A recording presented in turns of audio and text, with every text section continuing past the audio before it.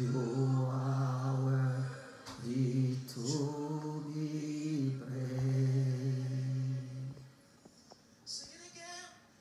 You are Alpha and Omega. Bien-aimés dans le Seigneur, nous sommes maintenant connectés avec notre promesse au travers YouTube et WhatsApp sur notre programme La Parole de Dieu. Ici, ce sont les amis de vérité que nous appelons en anglais The Friends of Truth. Le temps viendra, nous allons ouvrir cette TV dans notre YouTube pour permettre à tout le monde de nous localiser. Ceux qui veulent nous connaître, regardez maintenant. Il y a le nom qui est écrit là-bas comme lien, c'est Bernard Bonga. Bernard B-O-N-G-A, c'est-à-dire B-O-N-G-A. Si vous cliquez, vous allez me retrouver dans YouTube. Que les saints vous bénissent. Je vais chanter avec vous cette chanson que j'aime beaucoup avant de commencer.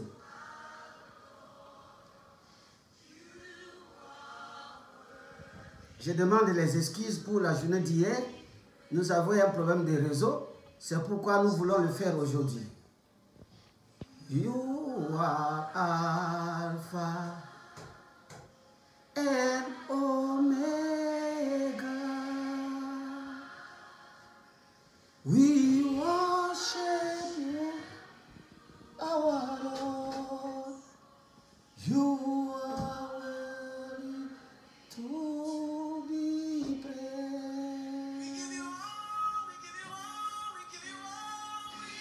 Alléluia. Bien-aimés, connectez dans cette chanson d'adoration. Connectez maintenant là pour que nous puissions voir la gloire de Dieu descendre dans notre vie, dans nos familles.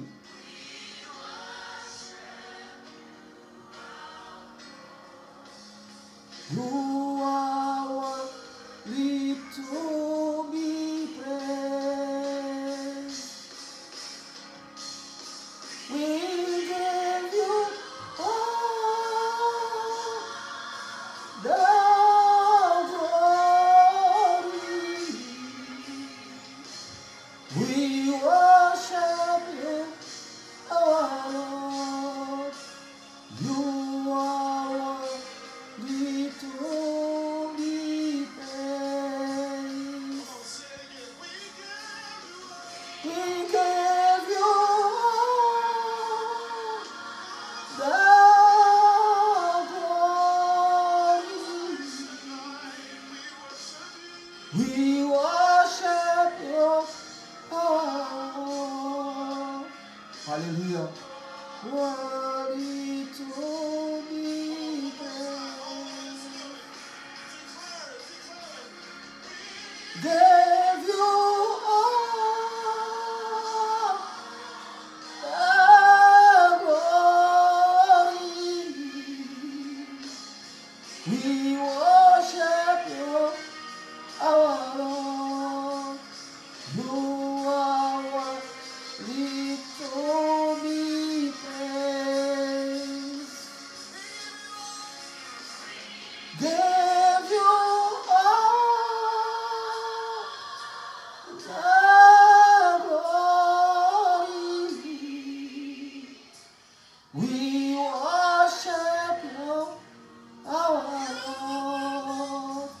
You are worthy to be praised. Give you all the glory. We worship you, our Lord. You are worthy to. Bien-aimés, adorons ensemble, adorons ensemble. Adorons ensemble Jésus-Christ de Nazareth. Oh, glory. We worship you, our Lord. You are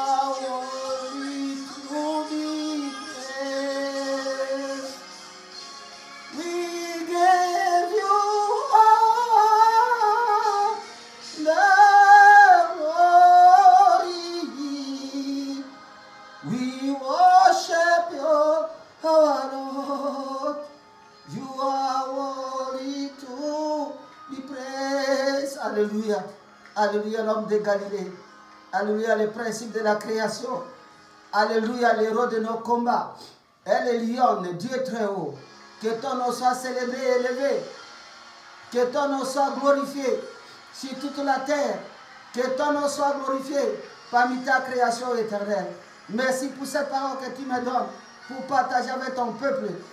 Béni soit le nom de l'Éternel sur la terre, dans les cieux, sur la terre, partout, car il est l'auteur de l'existence. Rema kotera bashi, prerata Jesus Christ porera, omeko pera bashantus kibara petora, wana metoki sekera bashantara bese, wina porera, katora bishekora basonto, orekora basantara bashike, wina porera, santus kabera kotera bashabara basanta, o prorata koria santus Jesus Christ. Je lève ton nom au-dessus de toutes choses. Tu es l'auteur de notre existence. Alléluia. Alléluia.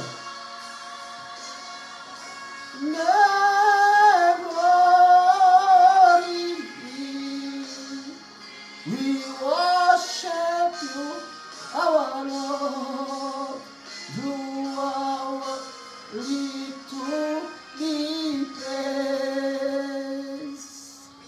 Clora koraba santura basanta rabakoshi. O cloro kotara basanta barakoshi. Wina porera katur sebera basanta bara. Clora batoria santus kipora shindara basa. O pro katara basanta. Gloria coria santus kobera boshanta rabasoko. Jesus Christ libera tota. Jesus Christ libera tota. Jesus Christ libera tota. Petora caria santus kobara bashaka. Alléluia, acclamons le roi de roi, le Saint des Saints, l'homme de Galilée. Celui qui nous a appelés à la vie pour glorifier son nom. Celui qui nous a émis à donner sa vie sur la croix de Golgotha. Gloire à Santu Sabarakoshi. Oh Rababa Santa Barakoshi. Oh Rababa Santu. Kopatora Basikora Basaklamé, le roi de roi, l'homme de Galilée. Oui, Seigneur. Koriba Shindarabakoro. Oh Bataraba Sinterebe Koria Santus Korabasha. Mora poteria santus korabashikere. Wina biro kataru santura bakoshina. Auguro botoro kosindora basikoreshe. Waporatoria santus kibereshe terabasoto. Korabata santa birekoria. Kotoro basitora karie sentus sabara. Wina mokora potari sentura kashikroro. Oh, quire sarabeshi korabatu nimera kotira santu sabarako shokorabasu terebata koriese. Alléluia. Oh, quire nesirika pokorishere. Rokora santu sopera pashikare betera. Oh, glory. Seigneur Dieu, je te rends grâce. Donne-moi cette opportunité pour parler à ton troupeau, de partager la connaissance, car tu as mis les dons aux hommes. Tu as donné les dons aux hommes. Tu as établi les hommes que tu as créés comme des prophètes, comme des docteurs de la loi. Oui, Éternel, glorifie ton nom dans toutes choses, car tu es le Dieu merveilleux. Je laisse ce moment t'éternel. Glorifie-toi dans ces paroles. Je descends, te demande que ton Esprit Saint puisse nous diriger. Mets en berne toutes les puissances des ténèbres qui peuvent entraver la transmission de ces messages. Au nom de Jésus-Christ. Amen. Bien-aimé dans le Seigneur, je te glorifie, je te rends grâce pour la journée d'aujourd'hui. Le Seigneur nous a mis à cœur de poursuivre avec notre émission que nous allons partager une parole sur les trois acteurs principaux dans ce monde où nous habitons, qui soient à la base soit de la construction de ce monde, soit à la base de la destruction de ce monde. Et je crois que quand nous allons parler de cet enseignement, de cette exhortation, beaucoup de personnes vont se retrouver. Mais le Seigneur ne nous appelle pas pour nous détruire, il nous appelle pour la vie. Nous allons lire partager une parole sur le livre de Matthieu, au chapitre 13, à partir du verset 24. Nous lisons la parole de Dieu au nom tout-puissant de Jésus-Christ. La Bible dit ceci.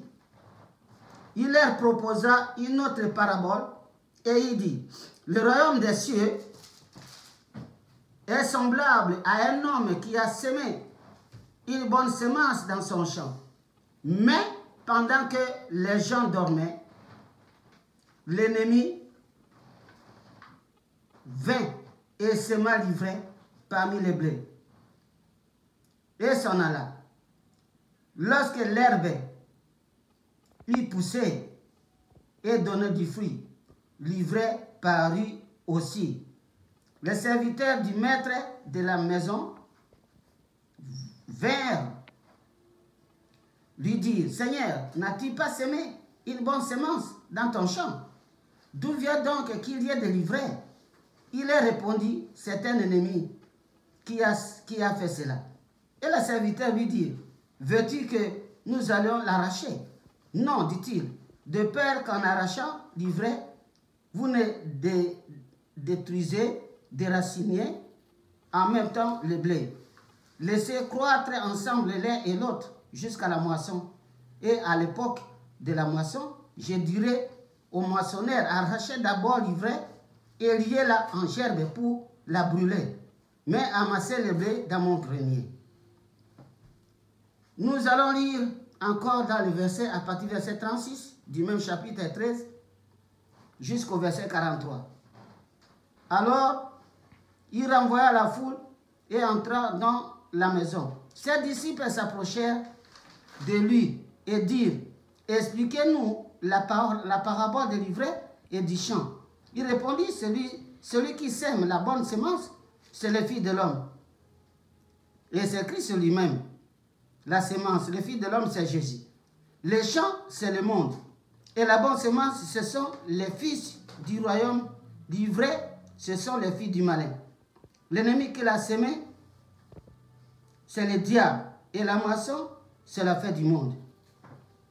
Les moissonneurs, ce sont les anges. Or, comme on arrache l'ivraie et qu'on la jette au feu, il en sera de même à la fin du monde. Le Fils de l'homme enverra des anges qui arracheront de son royaume tous les scandales et ceux qui commettent l'iniquité. Ils les jetteront dans la fournaise ardente. Il y aura des pleurs et des grincements des dents. Alors les justes resplendiront comme le soleil dans le royaume de paix de leur Père. Que ceux qui ont des oreilles pour entendre, entendent. Amen. Ça, c'est la parole de Dieu bien-aimé. Et vraiment, je n'ai pas beaucoup de temps. Mais le petit temps que Dieu permet aujourd'hui, le jour du travail, permet-moi de partager quelque chose avec vous. Si nous regardons dans cette lecture, nous avons trois personnes. Il y a trois sortes de personnes. On parle du champ. Et on parle aussi du semeur. Et dans ce champ-là, on parle aussi de l'ivraie. Il y a le propriétaire du champ. Il y a aussi la semence. Et de l'autre côté, dans ces champs, il y a les semeurs de l'ivraie. C'est-à-dire, il y a trois sortes de personnes ici. Il y a Dieu, il y a Satan, en bref, il y a l'homme. Quand nous regardons la lecture, la Bible dit que cet homme-là avait un champ. Et il a semé la bonne semence. Il est allé semer la bonne semence.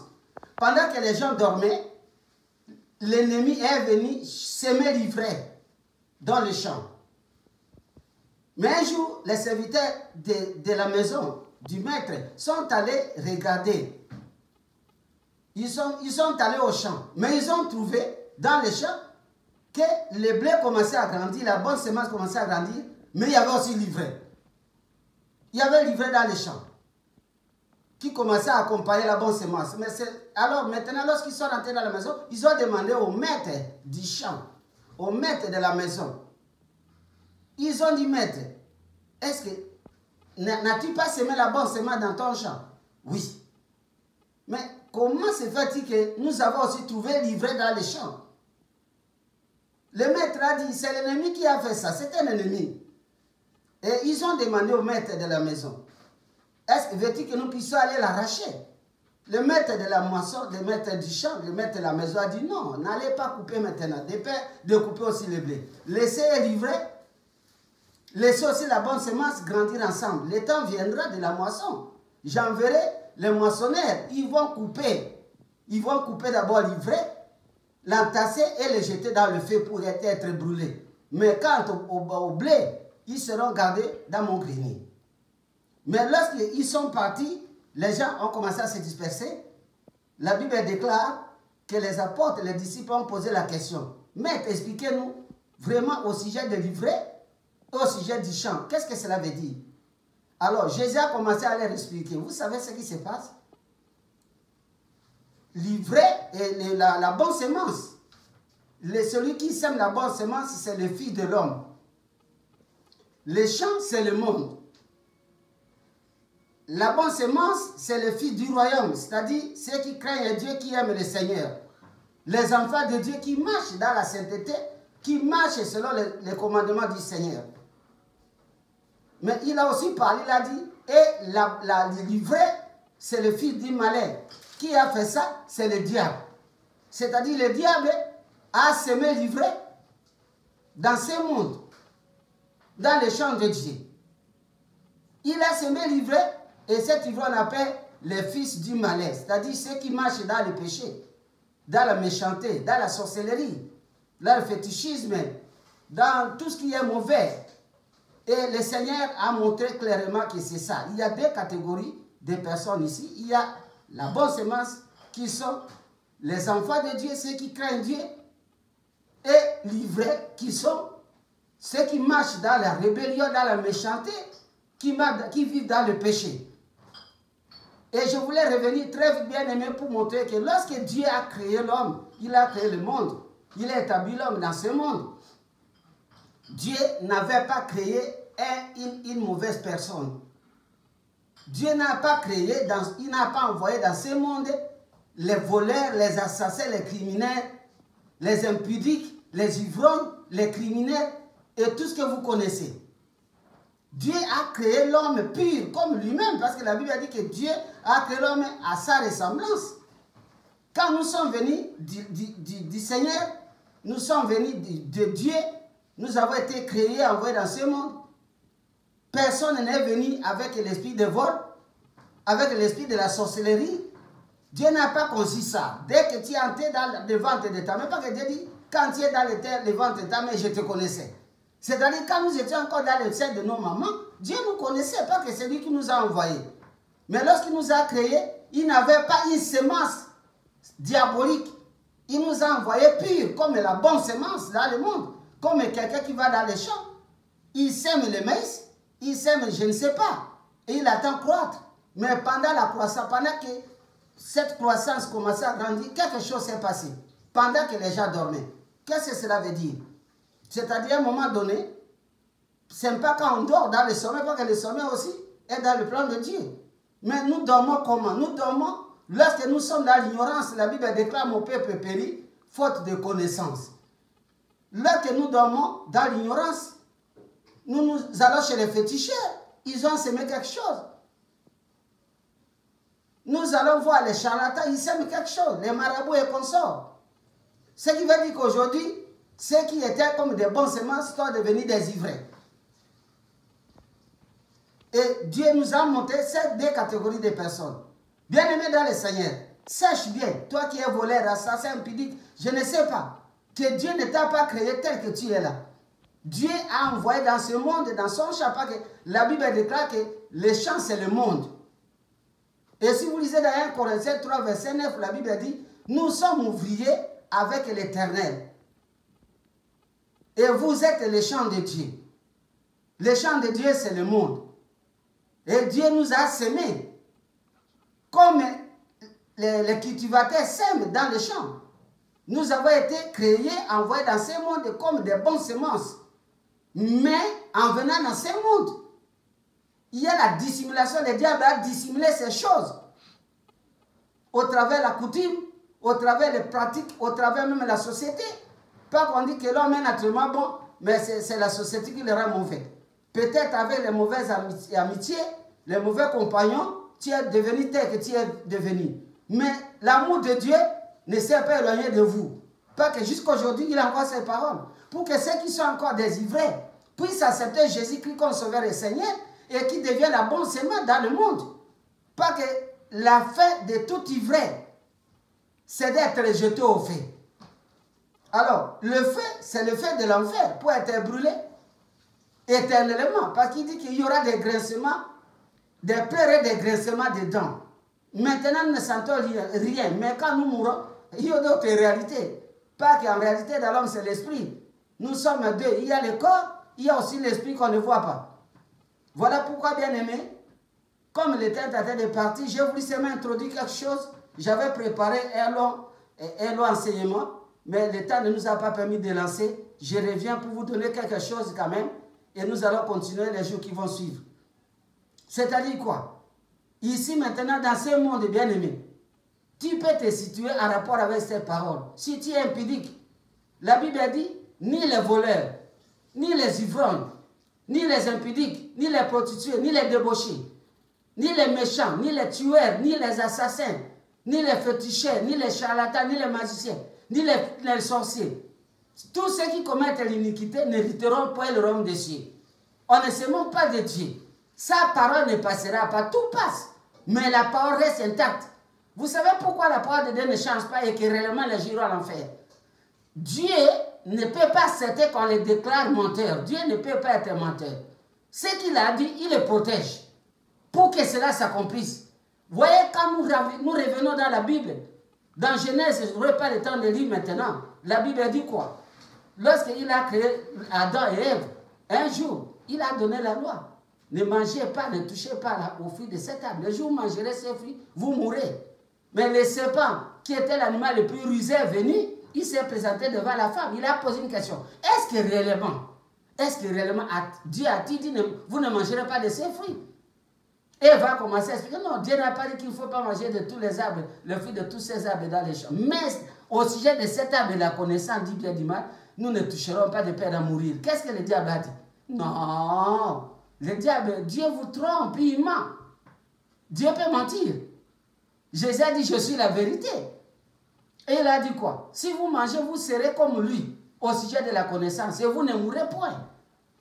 Les hommes ont envie que, dans le désir de devenir comme Dieu. Mais pourtant, Dieu nous a créé à sa ressemblance. Donc nous étions comme Dieu déjà. Mais comment nous allons devenir encore doublement comme Dieu? Parce que nous étions comme Dieu. Quand Dieu a créé l'homme, il a créé à son image. Mais Satan vient toujours dans cette connaissance, il envie la vérité, il dit non, si vous mangez, vous serez comme lui. Mais au sujet de la connaissance du bien et du mal, la femme a pris la manger, l'a donné à son mari. Les yeux se sont ouverts. Et maintenant, ils se sont couverts. Mais à la fin, qu'est-ce qui s'est passé? Dieu a dit, voici l'homme a mangé les fruits. Il est devenu comme nous. Pour connaître ce qui est mauvais et mal. Il était ni, il ne savait pas qu'il était ni devant Dieu. Mais alors, qu'est-ce qu'il a dit? Il a empêché les de toucher à l'arbre de la vie. De peur d'en manger et d'en vivre éternellement. Sinon, s'il mange et il vit, moi, Dieu, je serai menteur. Parce que j'ai dit que quand tu manges à ça, tu mourras.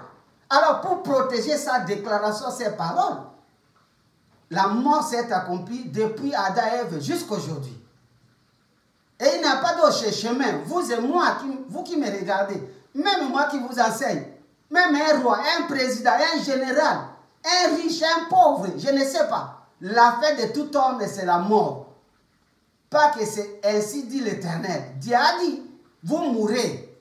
Même Jésus, pour nous sauver, il est venu, il est mort sur la croix. Et comme il était dit, il est ressuscité, mais il est mort en tant qu'homme. Bien aimé dans le Seigneur, c'est inévitable la mort.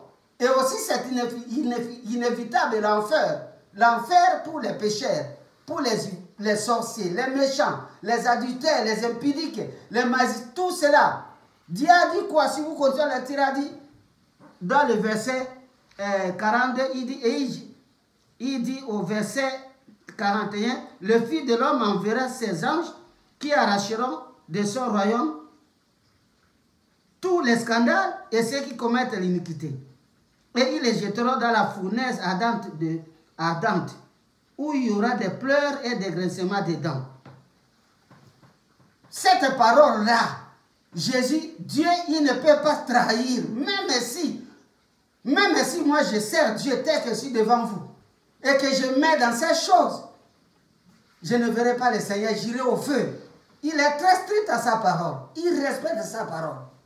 Tout passera, la parole de Dieu ne passera pas. Cette parole s'accomplira certainement. Et maintenant, c'est une occasion pour vous et moi, bien-aimés, de revenir à la raison. Vous êtes dans quel camp? Vous êtes enivré dans le monde ou vous êtes la bonne semence?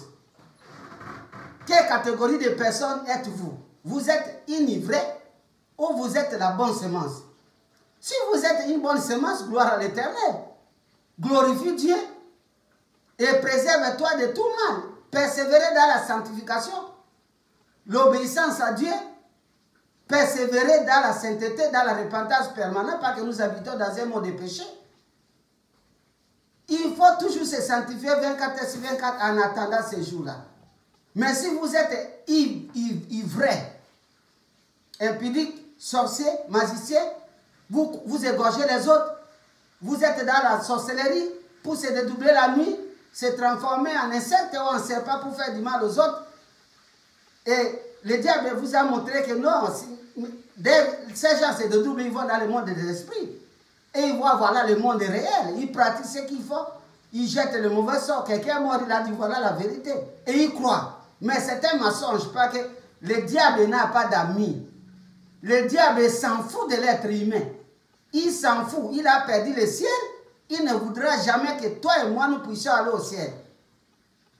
Il faut savoir ça. L'objectif principal du diable, c'est quoi? Et les sorciers, et les magiciens, et les gens que le diable et les sorciers sont en train de récupérer dans le péché, il faut que tous nous puissions aller en enfer. Mais bien aimé, aujourd'hui, Dieu nous donne cette opportunité. Si vous êtes ivrés dans ce monde, Dieu ne vous condamne pas. C'est pourquoi il a dit, moi, je ne suis pas venu condamner le monde. Je suis venu pour que le monde ait la vie par moi. Et cette vie, c'est en Christ. Moi aussi, son serviteur, je ne vous indexe pas les doigts, je ne montre pas de vous qui êtes dans ces pratiques. Non. Je vous éclaire au travers de la lumière de Dieu, je vous élucider, donner quelques coups de phare pour que vous puissiez sortir de là et devenir une bonne semence pour que quand Dieu viendra, tu puisses aller dans la voie du Père. Si vous êtes ivré dans ce monde, là où vous êtes, que vous soyez président, que vous soyez ministre, je ne sais pas, mais vous êtes une âme. Pas qu'on est président dans ce monde, mais quand on meurt, on n'est plus président. Ceux qui sont morts ne sont pas présidents au ciel. Il n'y a pas de présidence au ciel. Si vous êtes dans le domaine de tribalisme et de racisme, bien il faut quitter ces choses. Pas qu'aujourd'hui, si vous mourrez, vous allez peut-être au ciel. Et là, je dis ceci. Non, moi je vais au ciel. Je vais demander où sont les Congolais, où sont les Américains, où est la cité des Ivoiriens, des Gabonais, je ne sais pas. Où est le quartier des Noirs et des Blancs? Ça n'existe pas au ciel. Il n'y a pas de racisme au ciel. Il n'y a pas de tribalisme au ciel. Même si vous êtes beau et belle, vous n'allez pas dire je vais au ciel, je vais être parmi les beaux ou les belles. Il n'en a pas. Moi, je vais habiter parmi les riches. Il n'y a pas dans le royaume des cieux un quartier pour les riches, pour les Américains, les Congolais, les Tanzaniens, les Rwandais, les Burundais, les Ougandais. Je ne sais pas. Je ne sais pas. Je ne sais pas. Il n'en a pas. Il a seulement les Jérusalem célestes. Pour ceux qui craignent Dieu. C'est une autre réalité. Et maintenant que nous sommes en face de ces paroles, dans ce monde, Dieu nous a fait grâce. Il nous a dit, laissez d'abord croître et livrer et le bon gré. Le temps viendra, je couperai. Si nous sommes là, Dieu ne nous a pas coupés. Comme la fois passée, on avait dit, ils occupent la terre inutilement, coupez-les. Dieu nous a encore donné le temps. Pas que les serviteurs avaient dit dans cet enseignement, maître, accordons la chance à cet arbre, nous allons le moder. Ne le coupez pas d'abord. Et aujourd'hui, le maître a dit, il ne faut pas couper l'ivraie. Donnez-lui la chance. C'est la grâce que Dieu nous donne de vivre pour aller à la repentance. Parce que la Bible dit, Dieu use quoi? De la patience pour que tous nous parvenons à la repentance. Bien-aimés, c'est là où je vais m'arrêter. Mais pour aborder le sujet qui reste encore, pour l'état est parti, je vais parler de 3 sortes d'hommes.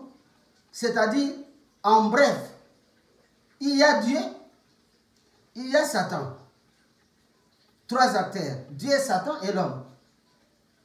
Dieu et Satan n'ont pas un corps physique comme nous. Ils sont esprits. Mais l'homme que tu es, toi et moi, nous avons un corps physique, nous sommes aussi esprits. Il n'a que l'être humain qui a 2 royaumes à la fois. C'est-à-dire nous sommes dans ce monde. Nous vivons. Mais quand nous mourrons, nous allons encore dans un autre royaume. C'est merveilleux, bien-aimé. Quel est cet amour immense de Dieu de nous donner la grâce de vivre les 2 mondes à la fois. Nous vivons dans ce monde physique. Mais quand nous mourrons, nous allons vivre en esprit dans le royaume de Dieu. Nous sommes bénis. Nous sommes réellement bénis. Quelle merveille. Mais Dieu lui-même qui a créé le monde, il est venu seulement quand il a pris la chair, Jésus, fils de l'homme. Au commencement, c'était la parole était avec Dieu. La parole était avec Dieu, la parole était Dieu. Par elle, toutes choses étaient créées dans les cieux, sur la terre, sous la terre. Et rien de ce qui existe, c'est ça la parole. Cette parole, c'est Jésus-Christ. Et c'est Jésus, c'est la parole qui s'est fait chair. Pour que Dieu puisse accomplir ses objectifs dans ce monde, atteindre ses buts, sa volonté. Il s'est fait chair. Il est né, non pas comme tous les hommes, mais couvert par le Saint-Esprit. Il n'avait pas de relation sexuelle. Il est sorti de Vierge Marie en chair, mais il n'avait pas de rapport sexuel pour qu'il soit conçu comme nous.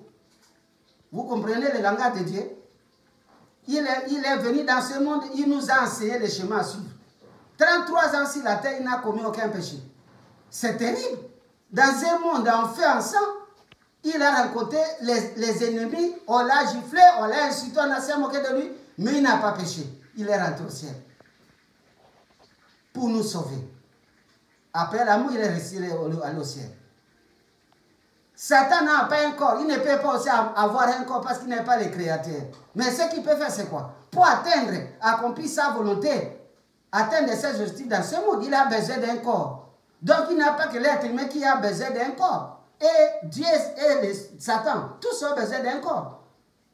Pour accomplir leur décès dans un monde physique, parce qu'un esprit ne peut pas venir construire une maison. Si vous avez déjà vu un esprit descendre quelque part en train de marteler, de prendre le bois, rouler en voiture ici, c'est impossible. Mais il faut se revêtir, entrer dans un homme au travers du péché pour Satan.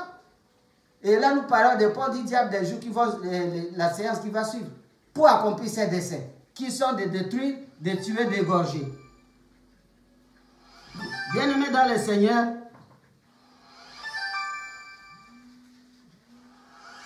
j'ai loué le Seigneur pour cette occasion qu'il nous donne d'écouter cette parole. La parole de Dieu, c'est celle qui nous sauve. La parole de Dieu est esprit et vie. Dans ce monde bien-aimé, vous allez comprendre que lorsque Dieu vient en toi, parce que tu as la semence de Dieu, il va accomplir les bonnes choses. Il va faire ce que Dieu veut faire dans ce monde. Lorsque le diable entre en toi, il doit accomplir, c'est de tuer, d'égorger. Donc ceux qui tuent les autres, ils sont seulement, ce sont les ponts, les manipulés. Pas que Satan n'a pas encore, il a besoin de quelqu'un pour entrer et tuer, pas que le voleur ne vienne que voler, détruire, égorger. Celui qui vole, quand les démons entrent en lui, il ne peut que voler. Là, c'est un autre sujet. Mais pour aujourd'hui, je vais prier pour vous. La question, c'est de comprendre. Ici, tu dois comprendre que nous sommes, il y a 3 athées dans ce monde. Soit pour détruire le monde, comme nous voyons les guerres, les morts, par-ci, par-là, il égorge les gens. Et Dieu aussi, il est venu dans ce monde. C'est pour sauver l'humanité, c'est pour reconstruire. C'est même ce que le diable a détruit. Pas que Jésus est le réparateur des brèches. Et vous pouvez regarder dans les actions des hommes que celui-ci, c'est un ivraie. Pose une question à ta famille, à ton frère, à ton ami. Ce n'est pas pour se fâcher, tu dis, es-tu une ivraie? Ou bien tu as la bonne semence sur cette terre? Le monde nous appartient. Par la Bible dit, c'est le champ de Dieu. Nous sommes seulement les semences. Toi, on t'a semé. Pourquoi tu t'attaches à la terre qui t'a reçu? Pourquoi tu t'attaches à cette terre? Celui qui nous a semés ne s'attache pas à la terre. Nous sommes des semences. Les bonnes semences et les mauvaises semences. Il faut maintenant s'affectionner aux choses d'en haut. Et je vais m'arrêter en disant, pour prier. toi, dans quel camp tu es? Quel genre d'homme tu es? Quel genre de femme tu es?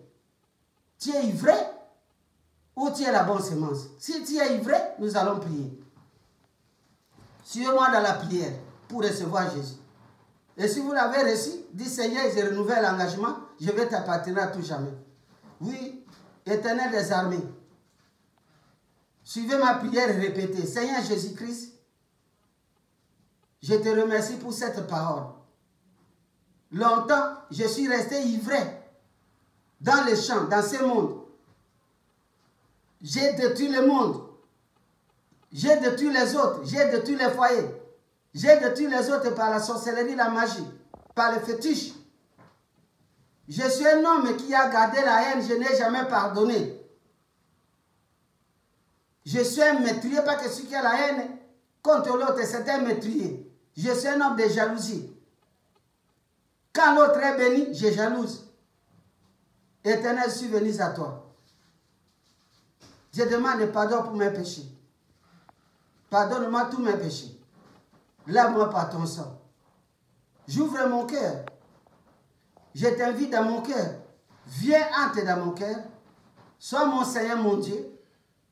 Dès lors, je vais appartenir à ton royaume. Et ne m'abandonne pas. Merci pour m'avoir accepté dans ton royaume. Merci pour m'avoir pardonné. Oh Jésus-Christ, je te remercie. Au nom de Jésus-Christ, amen. Je te conseille de suivre Jésus jusqu'à la fin de ta vie. Et comment suivre Jésus? Il y a les assemblées, des vraies églises dans le monde et les ministères. Tu peux t'accrocher.